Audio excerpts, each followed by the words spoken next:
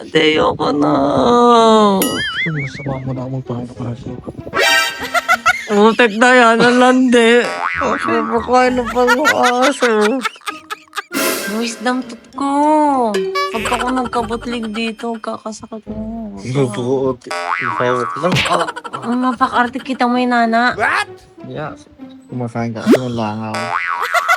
Ano mo? Yun nga, baka bad pet ako. Yung halitosis. Seryoso nga. Amoy Colgate. Ay, nabasa pa. Mouthwash. Hindi ako nag-mouthwash. Mouthwash. Isa mo, di amoy nana. Hindi pa. Buwas yan.